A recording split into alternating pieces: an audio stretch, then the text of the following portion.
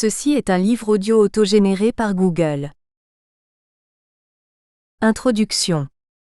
Le travail des enfants est un phénomène de société fort répandu dans le monde, et particulièrement dans les pays en voie de développement. Déjà, le Bureau international du travail a recensé en 2000 246 millions d'enfants travailleurs dans le monde, Université de Mbuji-Mayi, 2006 sur 4. Ces enfants œuvrent dans plusieurs secteurs de la vie économique et leur travail revêt plusieurs formes. En Afrique subsaharienne, l'Organisation internationale du travail, OIT, estime qu'à peu près un enfant sur 3 travaille, ce qui représente environ 69 millions d'enfants travailleurs. Dans sa publication annuelle, UNICEF signale que cette partie du monde vient en tête avec le taux le plus élevé d'enfants travailleurs avec 29%, alors que l'Asie en compte loin au-delà en nombre absolu. En pourcentage, l'Asie représente 19%, rapport UNICEF 2006. La République démocratique du Congo en effet, même en l'absence des statistiques nationales dans ce domaine, on peut déjà admettre, eu égard à la richesse de son sol et sous-sol, qu'il y a des centaines de milliers d'enfants travailleurs dont une fraction importante se trouverait dans les mines et carrières. À la suite des mesures de libéralisation de l'exploitation artisanale du diamant intervenues en novembre 1982, nous avons observé à Mbuji-Mayi et ses environs un mouvement, un engouement de toutes les couches de la population vers les activités diamantaires. Parmi ces couches, des enfants de 8 à 17 ans marquent une présence remarquable dans les mines de diamants, H. Mukendi Mpinga 2012 sur 1. Certains d'entre eux, la fraction la plus importante, travaillent directement dans la chaîne de production, c'est-à-dire au creusage, excavation ou enlèvement de stériles, extraction du minerai frais, au transport du gravier, au tamisage et au piquage des diamants. D'autres s'adonnent aux activités connexes telles que la vente des articles d'alimentation sur les mines ou dans les campements de fortune construits à des fins d'exploitation, l'assistance de tout genre, la vente d'eau, le transport des marchandises et les gardes d'enfants plus petits, etc. Plusieurs recherches, particulièrement celle de Mersman, 1986 sur 4-5, ont mis en évidence le fait que pour plus d'équilibre, l'enfant au cours de son développement a besoin de la guidance des parents ou de toute autre personne de substitution. Ces derniers lui dispensent conseils et affection, bref, lui assurent l'éducation intégrale. L'affection est à l'enfant ce que le soleil est à la plante.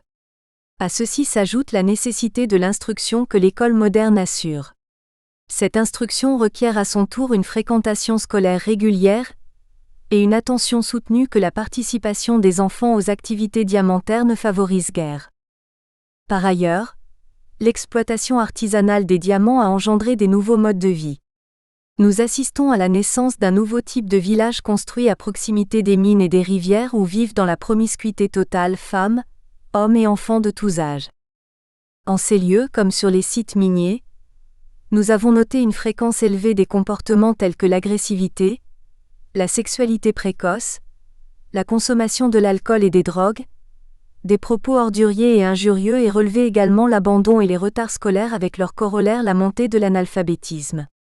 Aussi du point de vue ergonomique, nous avons remarqué des enfants qui exercent des travaux dont la charge physique est disproportionnelle à leurs caractéristiques anthropométriques.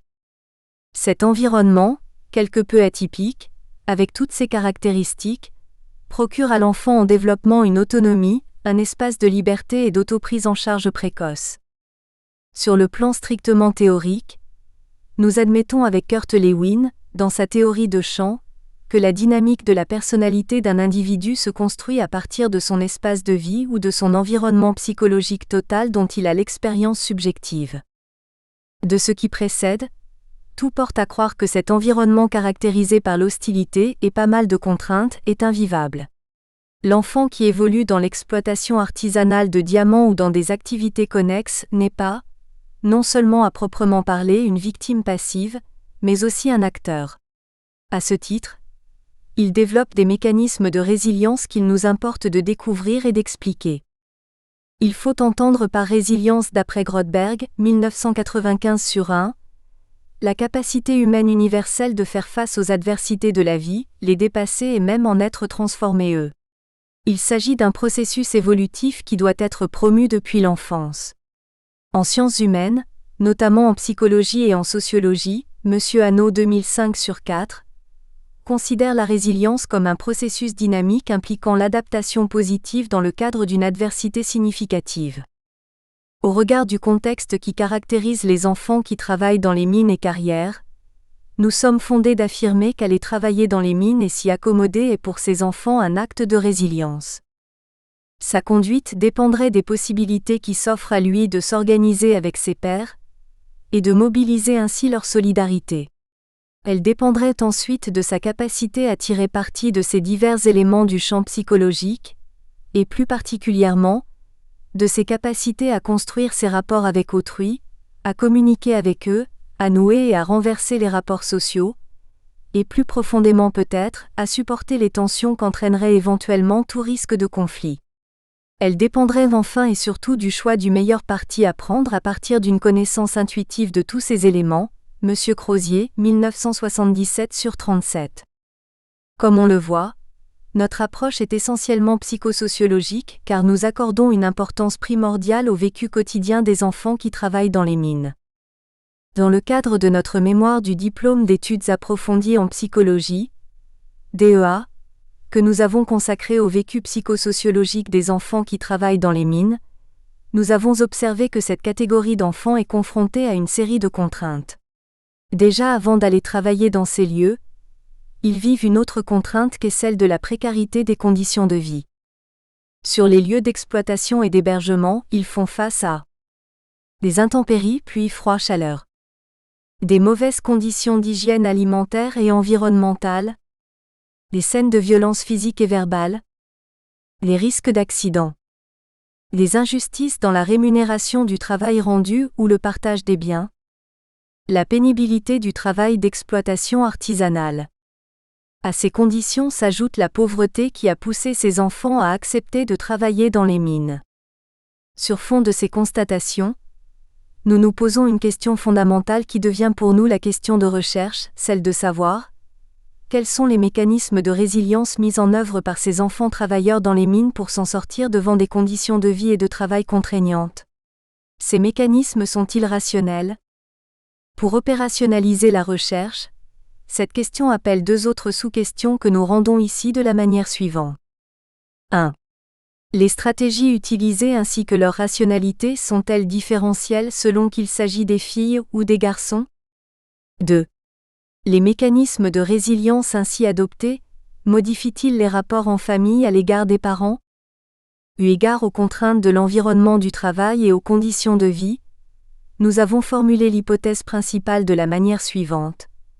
Les enfants travailleurs dans les mines de diamants de Mbuji-Mayi et ses environs adopteraient des comportements de résilience variés. Plus concrètement, ces comportements seraient rationnels dans la mesure où ils constitueraient une solution aux problèmes qui se poseraient à eux. En vue de répondre à toutes nos préoccupations soulevées à la problématique, nous formulons également deux hypothèses secondaires ci-après. Les mécanismes de résilience seraient différentiels selon le sexe. Les mécanismes de résilience adoptés par ces enfants n'influenceraient pas les rapports entre ces enfants et leurs parents. Notre étude a pour objectif de déterminer les stratégies mises en œuvre par les enfants qui travaillent dans les mines pour s'adapter aux conditions de vie et de travail hostiles ou contraignantes. Expliquer les fonctions ou la rationalité de ces mécanismes mis en œuvre en vue de surmonter l'adversité de leur environnement. Examiner la variabilité de ces mécanismes de résilience en fonction du sexe. Déterminer la nature des rapports entre ces enfants et leurs parents. La méthode de recherche qui nous semble appropriée à ce travail est la méthode d'étude des cas.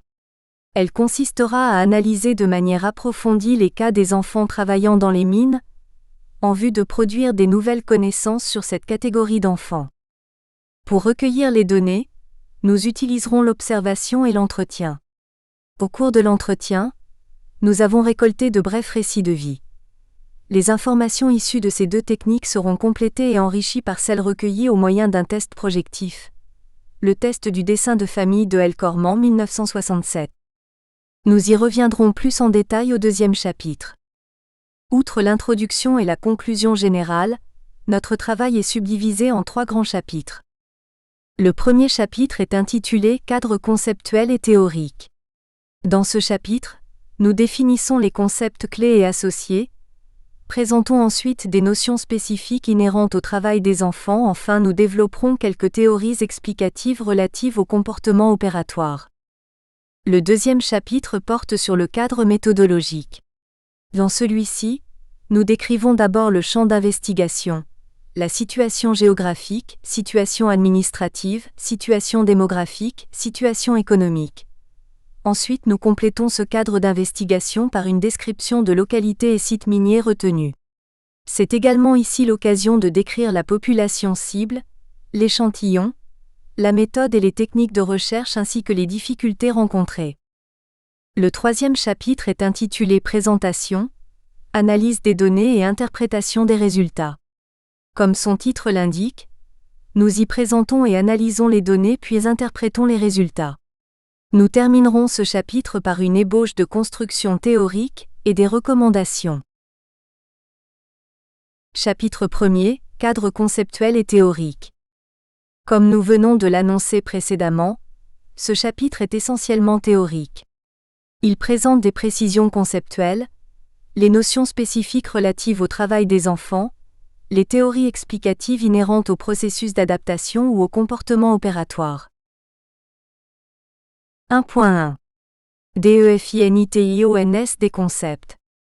Il s'agit pour nous de définir les concepts clés utilisés dans cette étude pour dissiper des malentendus. Ce sont les concepts suivants: résilience, comportement, enfant, travail, mine et exploitation artisanale. A. Résilience. Selon le Petit Larousse illustré de 2001, la résilience est un terme employé en physique pour signifier la caractéristique mécanique qui définit la résistance au choc d'un matériau. Selon N. Suarez, 2004/6, il s'agit de la capacité de certains corps de reprendre leur forme originale après avoir subi des déformations à cause des forces. Le terme de résilience vient du latin resiliare, se retirer, et aussi rentrer d'un bond, rebondir. Le mot fut adopté en sciences sociales, particulièrement en psychologie afin de caractériser les individus qui, malgré le fait d'être nés et de vivre dans des circonstances d'adversité, se développent psychologiquement en bonne santé et avec succès. Grotberg, 1995/1, considère pour sa part que la résilience est la capacité humaine universelle pour faire face aux adversités de la vie, les dépasser et même en être transformé. Il s'agit d'une partie du processus évolutif qui doit être promue depuis l'enfance. Il ne s'agit pas seulement d'un phénomène que nous pouvons observer au niveau individuel, mais nous pouvons également parler de familles résilientes, de groupes résilients et de communautés avec des caractéristiques résilientes. C'est ainsi que H. Cambaria, 2012/2, la définit comme la capacité d'un individu ou d'un système social de bien vivre et de se développer positivement, malgré les conditions difficiles de la vie et même de s'en sortir fortifié et d'en être transformé. Après analyse de ces différentes définitions, nous constatons que les auteurs s'accordent sur deux faits. L'existence des conditions difficiles de vie présentant même des caractéristiques d'adversité, l'existence ou le déploiement chez certains individus de leur capacité d'adaptation à ces conditions pour se tirer d'affaire en dépit de ces circonstances. Parce qu'il s'agit d'adaptation, notons en passant qu'elle peut se faire soit par assimilation soit par accommodation. Si elle se fait par assimilation, il importe de clarifier également ce concept. Littéralement, le terme désigne fusion, incorporation dans un système. Sur le plan biologique, le concept assimilation est facile à comprendre. Il s'agit de l'intégration dans l'organisme d'un élément extérieur, qui se réalise par l'intermédiaire d'une transformation et qui vise l'adaptation, par exemple maintenir l'organisme dans un état d'équilibre. En psychologie, selon J. Piaget cité par M. Reuchlin 2000/19-20, c'est exactement la même chose en ce qui concerne l'intelligence, car il n'y a pas rupture mais plutôt continuité entre le biologique et le mental. Pour lui, il y a l'assimilation chaque fois qu'il y a intégration d'objets au schème d'action de l'individu. L'assimilation est donc un mécanisme très général qui permet d'expliquer l'intégration de tout élément nouveau dans les structures mentales de l'individu. Elle se produit dans tous les domaines, moteur, perceptif, intellectuel et social. Il convient de signaler à ce stade que l'intégration n'est pas toujours possible. Les objets et les événements rencontrés ne sont pas toujours directement assimilables par l'organisme qui va se modifier pour pouvoir s'adapter. Ce qui donne lieu à un autre mécanisme d'adaptation, à savoir l'accommodation. Du point de vue biologique, l'accommodation correspond aux modifications de l'organisme nécessaires à son adaptation dans son milieu.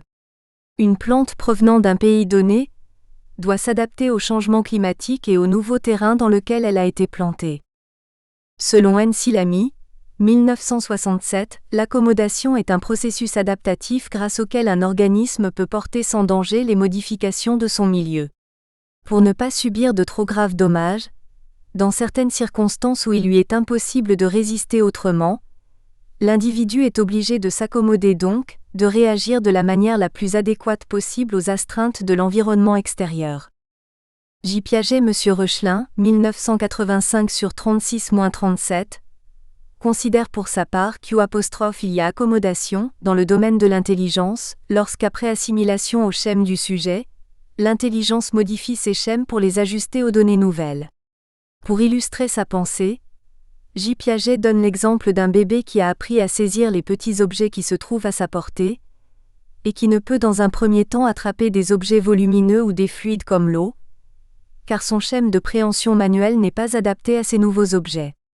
Il va devoir se servir simultanément de ses deux mains soit pour insérer l'objet volumineux, soit pour mettre les mains en creux en vue de retenir l'eau qui coule. Il modifie ainsi son schème de préhension manuelle par accommodation. Les deux concepts assimilation et accommodation apparaissent donc complémentaires. On ne peut pas les dissocier l'un de l'autre. Ce sont là deux mécanismes simultanés qui permettent à tout individu de s'adapter à son milieu, et dans le cas d'espèce, les enfants qui travaillent dans les mines artisanales de diamants de Mbuji-Mayi et ses environs.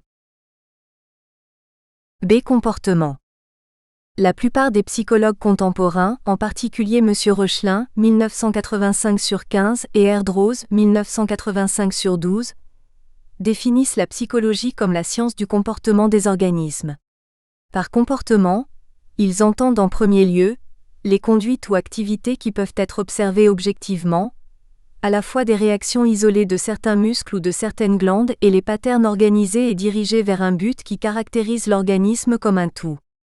Pour Erdrose et M. Richel, 1985/12. Le terme comportement dans l'acception behavioriste watsonien classique qui signifiait réponse, réactions observables qu'un organisme exécute en riposte à une stimulation observable venant du milieu, a glissé sous pression des critiques qui considèrent cette conception comme pauvre. Erdrose, 1985/12, pour sa part interprète le terme comportement comme incluant des processus internes, exemple la pensée, les réactions émotionnelles que l'on ne peut directement observer, mais que l'on peut inférer de l'observation du comportement extérieur. Ebbs, 1966/153, ajoute que les psychologues contemporains, qu'ils se rattachent ou non au behaviorisme, ont réussi à réinjecter dans le comportement un plus ou moins grand nombre de concepts non observables, et donc non directement vérifiables, sous le nom de variables intermédiaires ou de constructions hypothético-déductives. Pour Ipsch, 1970/135, le comportement des systèmes vivants hautement complexes est déterminé par des mécanismes internes et non par une relation unique et mécanique entre des excitants extérieurs et une réaction dirigée vers l'extérieur. À la différence de ses auteurs, J.W. Santrock, 2000/5, un psychologue américain, fait la part des choses, déjà dans la définition de la psychologie. Il sépare nettement comportement et processus mentaux. Il écrit « Psychology is the scientific study of behavior and mental processes ». Il explique les trois termes clés de sa définition, science, comportement et processus mentaux. Pour lui, behavior, comportement is everything we do that can be directly observed, and mental processes are tricky to define than behavior. They are the thoughts, feelings, and motives that each of us experience privately but that cannot be observed directly. Ainsi donc, J.W. Santrock reste dans la logique behavioriste classique en ce qui concerne le contenu du concept comportement, mais étend l'objet de la psychologie aux processus mentaux. Il rejoint la pensée de la majorité des psychologues contemporains, notamment Erdrose et M. Richel. Dans cette étude, nous utilisons ce concept dans cette acception de J.W. Santrock, tout en essayant de le mettre en relation avec certaines caractéristiques de l'échantillon. Car cet auteur considère qu'en tant que science, la psychologie emploie des méthodes systématiques pour observer, décrire, prédire et expliquer le comportement. C'est enfant. Du point de vue juridique, l'enfant est donc toute personne âgée de moins de 18 ans. Cette acception ressort de la loi numéro 9001 du 10 janvier 2009 portant protection de l'enfant en République démocratique du Congo. En outre, la Convention relative aux droits de l'enfant (CDE), un instrument juridique international ratifié par notre pays, définit également l'enfant comme tout être humain âgé de moins de 18 ans. Elle ajoute à son premier article une exception qui tienne compte des législations nationales en ces termes, sauf si la majorité est atteinte plus tôt en vertu de la législation qui lui est appliquée. Sur le plan médical, les services pédiatriques recevaient jusqu'il y a peu comme enfant malade un être humain de 0 à 12 ans. Depuis un certain temps, ces services admettent en pédiatrie des sujets malades jusqu'à 15 ans. En psychologie, l'enfance est une période de la vie qui s'étend de la naissance à l'adolescence. Elle constitue une étape nécessaire à la transformation du nouveau-né en adulte. N-Silami 1967/110. Au sens strict, l'enfant est un être humain de 0 à 11 ou 12 ans. De plus ou moins 12 à 18 ans, on parle d'adolescence avec ses deux sous-stades. Plus ou moins 11/12e à 14 ans, c'est la préadolescence et de plus ou moins 15 à 18 ans, c'est l'adolescence proprement dite. La note tonique qu'il convient de souligner pour cette période, caractérisée par le dynamisme et une certaine richesse, est que l'enfant connaît une croissance dans tous les domaines simultanément, physique, physiologique, psychique et relationnel. À un sens plus large, nous admettons avec Henri Pierron que l'enfance est une période de développement de l'espèce humaine. Cette période est divisée en 5 stades qui sont: la première enfance, 0 à 3 ans. La deuxième enfance, 3 à 7 ans. La troisième enfance, 7 à 12 ans. La préadolescence, 12 à 15 ans. L'adolescence, 15 à 18 ans, H. Pierron 1980/112. Cette conception de H. Pierron s'apparente bien à notre compréhension dans la mesure où, en principe, cette période se caractérise par la croissance et par une certaine dépendance. En outre, l'enfance est aussi un phénomène psychologique et physiologique. Le processus de maturation organique et psychologique concerne toute la période couverte par la loi et qu'on observe une relative stabilité après l'âge de 18 ans, H. Mukendi Mpinga, 2012/10. Pour nous, l'expression « enfant des mines » est une étiquette collée à tous les enfants de moins de 18 ans impliqués dans les opérations diamantaires ou dans les activités connexes, c'est-à-dire tous les enfants qui travaillent directement à la chaîne de production, c'est-à-dire aux tâches opérationnelles du processus d'extraction minière, de traitement et de triage. Se livrent à des activités de service dans des restaurants, transport des produits vivriers ou manufacturés vers les sites miniers, petits commerces. Accompagnent leurs parents sur les mines afin de les aider à vendre ou à garder les enfants plus petits. S'adonnent à la prostitution dès l'âge de 12 ans, s'établissant dans des hangars, parfois sous des tentes abusivement appelées hôtels. H. Mukendi Mpinga, 2012/37.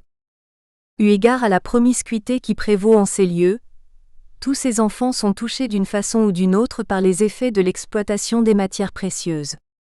À défaut d'une terminologie satisfaisante, Mukendi Mpinga et Chibanza Monji, 1991/3, leur ont collé l'étiquette d'enfants des mines. Les deux auteurs ont même élargi le concept aux enfants des villages diamantifères que les parents laissent seuls, mieux, abandonnent seuls à la maison pendant plusieurs heures, voire plusieurs jours pour aller travailler dans les mines.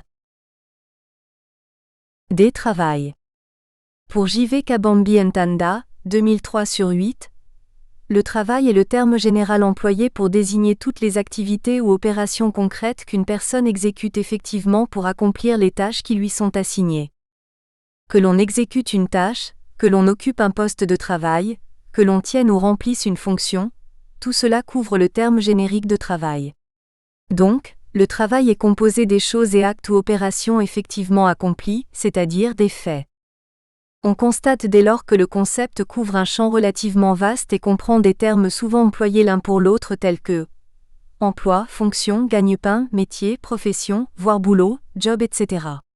En effet, tiré du terme latin trepalium, Le travail est une activité physique ou intellectuelle obligatoire que la société exige ou que l'on s'impose en vue d'un but déterminé.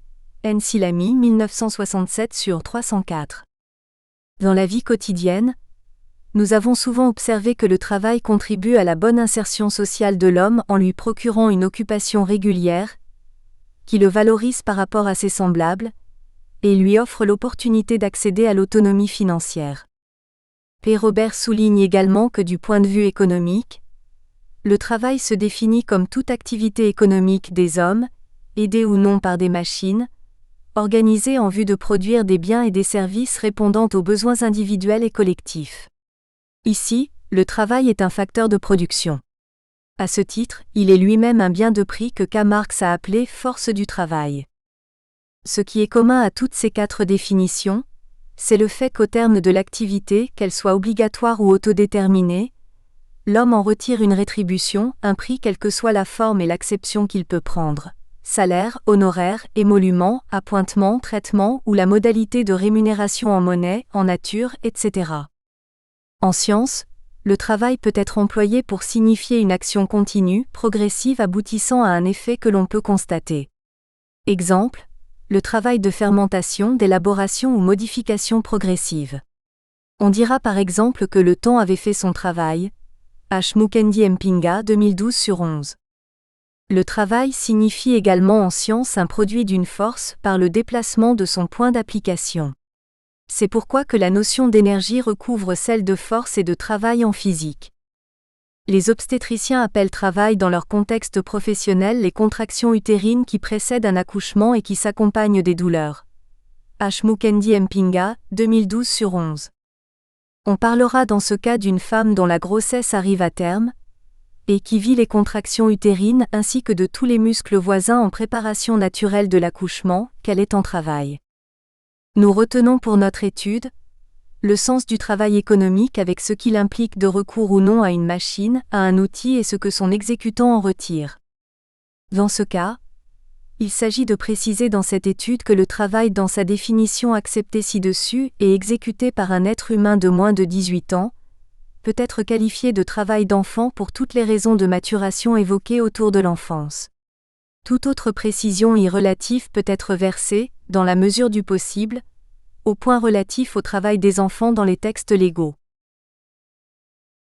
Mine. Le concept de mine renvoie à plusieurs acceptions.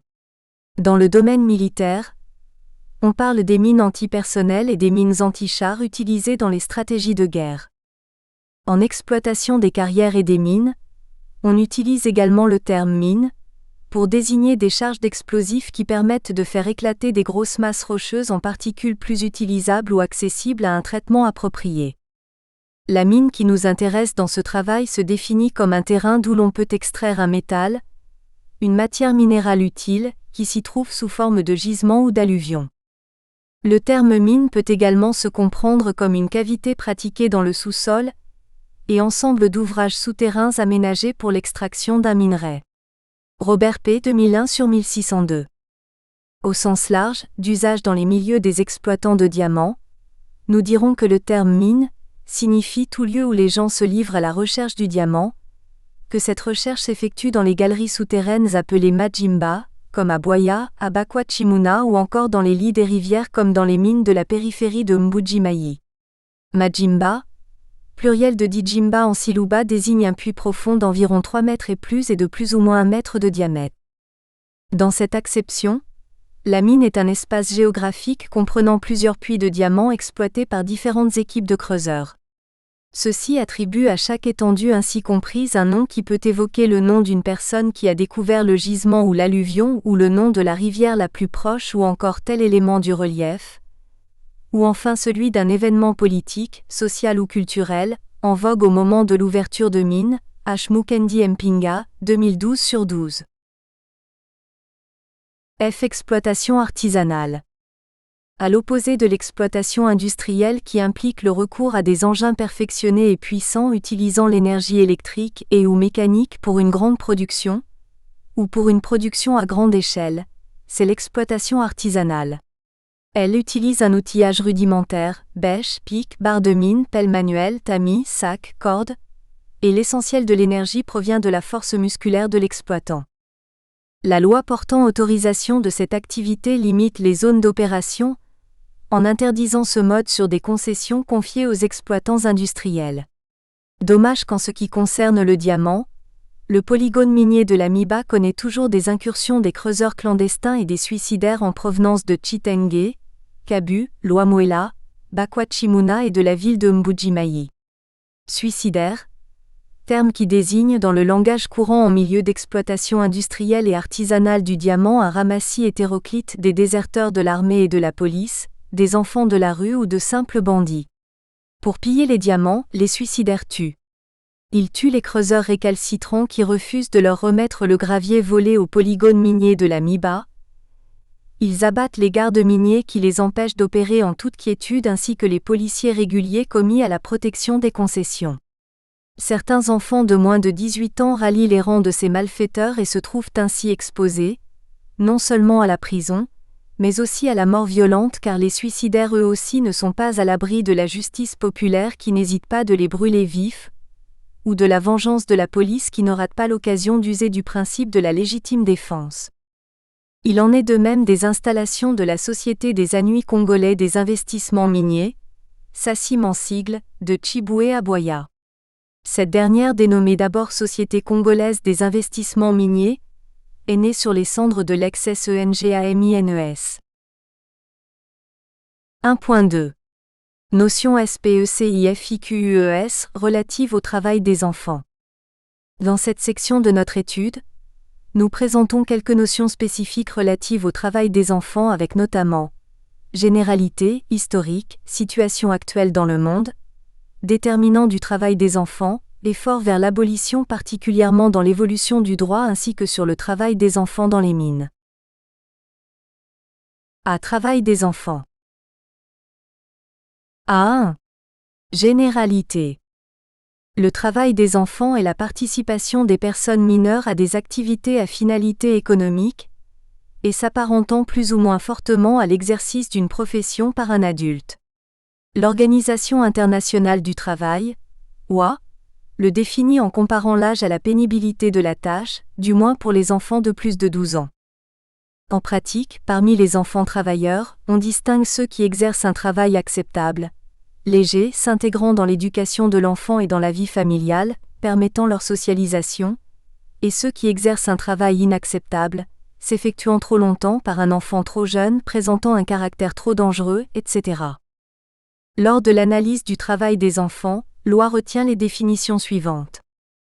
L'enfant est une personne de moins de 18 ans, mais les statistiques ne prennent souvent en compte que les enfants entre 5 et 17 ans, puisqu'il est souvent considéré que les enfants de moins de 5 ans sont très jeunes pour travailler. Le travail est une activité économique, qu'elle soit payée ou non. Cette définition permet d'inclure l'économie informelle ou le travail domestique dans un autre foyer que le sien.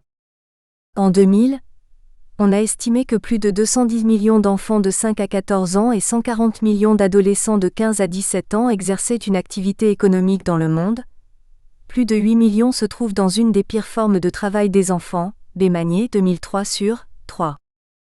La Convention numéro 138 de loi sur l'âge minimum d'emploi de 1973 est le document de référence à ce sujet. Cette convention distingue des âges minimums en général et pour les travaux dangereux. La Convention prend en compte une autre distinction entre pays où les services économiques et d'éducation sont insuffisamment développés et ceux qui ne le sont pas. Ainsi donc, pour les autres pays, l'âge minimal général est de 15 ans correspondant à l'âge de fin de scolarité obligatoire s'il est plus élevé. Certains pays en développement le fixent à 14 ans. Pour les travaux légers, ils fixent à 13 ans, les travaux dangereux à 18 ans voire 16 ans dans d'autres pays. La même convention numéro 138 définit également les expressions « travaux légers » et « travaux dangereux ». D'après la dite convention, un travail léger doit être sans danger pour la santé et le développement de l'enfant et ne doit pas l'empêcher d'aller à l'école ou de bénéficier de sa formation. C'est ce que l'UNICEF appelle child work ou travail conforme aux normes de loi. Ces travaux sont souvent bénéfiques pour leur éducation, UNICEF, Archives 2006. Ils prennent moins de 14 heures par semaine. Les autres catégories des travaux sont les travaux dits dangereux et les pires formes de travail des enfants. Un travail dangereux est, de façon générale, celui qui peut compromettre la santé ou la sécurité physique ou morale d'un enfant. Plus précisément, il inclut les métiers de construction, le travail dans les mines, l'utilisation de certaines machines, le contact des pesticides. C'est un travail qui dure plus de 43 heures par semaine, etc. C'est ce que l'UNICEF a dénommé child labour ou travail non conforme aux normes de loi. UNICEF, Archives 2006.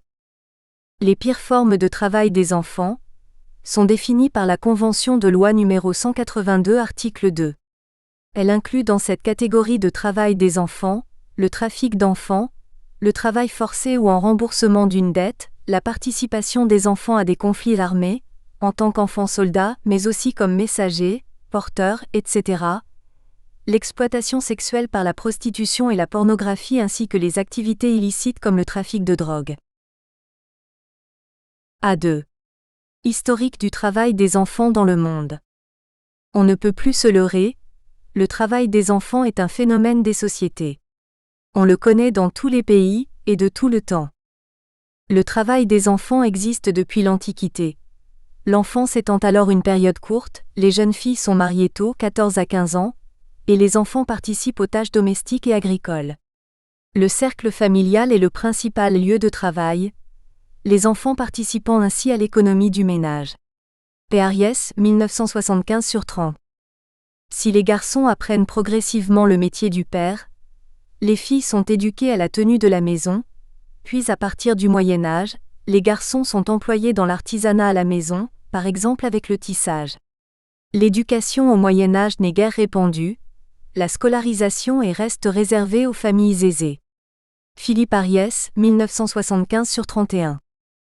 Toujours à partir du Moyen Âge, les enfants commencent à travailler hors du foyer pour répondre à la fois à la demande d'employeurs, à la recherche de main-d'œuvre peu coûteuse et à la nécessité pour des familles pauvres de subvenir à leurs besoins. Ainsi les garçons sont affectés aux travaux des champs, et les filles travaillent comme servantes. Des contrats de travail apparaissent sous la forme de contrats de louage ou de placement comme apprentis dans les corporations des villes, et ce, dès 12 ou 13 ans. On trouve ainsi des enfants et adolescents sur les grands chantiers de construction, bénéficiant toutefois d'un salaire inférieur à celui d'un adulte quand ils en reçoivent un. Les enfants abandonnés et les orphelins, environ 2000 abandonnés par an à Paris au début. Nous espérons que vous avez apprécié cet aperçu. Pour continuer à écouter ce livre audio sur Google Play Livres, utilisez le lien dans la description de la vidéo.